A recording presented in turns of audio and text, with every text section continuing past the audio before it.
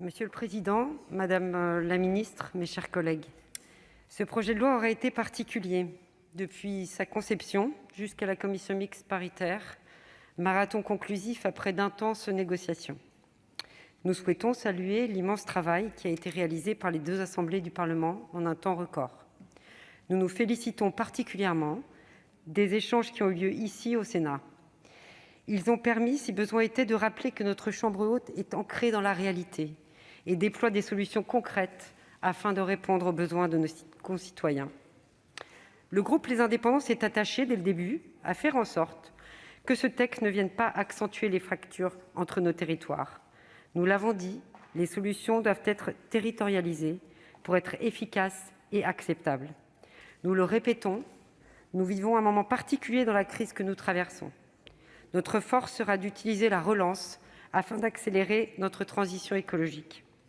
Elle doit être juste économiquement et socialement et respecter un calendrier précis. Elle doit surtout, Madame la Ministre, être efficace aux yeux des Français. Le groupe Les Indépendants continue son combat et ses efforts pour une écologie libérale et humaniste, loin des incantations à la décroissance. La préservation de l'environnement et le soutien à la transition énergétique sont dans l'ADN de notre groupe. Pour nous, les solutions se nomment innovation, recherche et développement, financement vert, entreprises innovantes et progrès.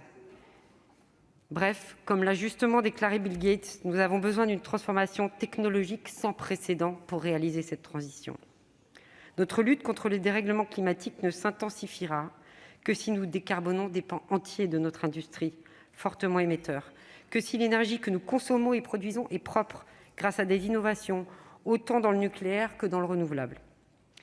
Ainsi, nous regrettons que certains sujets fondamentaux autour desquels nous allons devoir développer une réflexion et une action n'aient pas été évoqués ou trop peu à notre goût.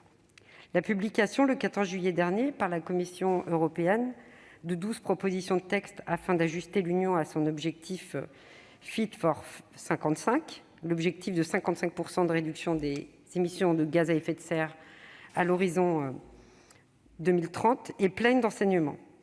Si les discussions seront longues, difficiles, et que les promulgations de ces textes ne seront pas attendues avant 2023, les lignes sont plus claires et le paquet beaucoup plus ambitieux que ce sur quoi nous avons pu nous entendre dans ce projet de loi.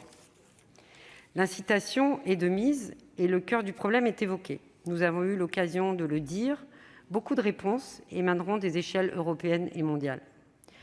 Notre projet de loi, nous le déplorons, privilégie un mode plus punitif et il est à craindre que certaines des mesures qu'il porte, de par leur complexité, ne se heurtent soit à l'inertie, soit aux zèles administratifs dont nous sommes les champions et deviennent rapidement obsolètes pour certaines d'entre elles.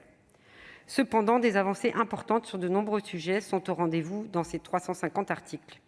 Je pense particulièrement au code minier, à la protection équilibrée des écosystèmes et de la biodiversité, aux certificats de production de biogaz, au développement de l'hydroélectricité, encore à la rénovation thermique des bâtiments.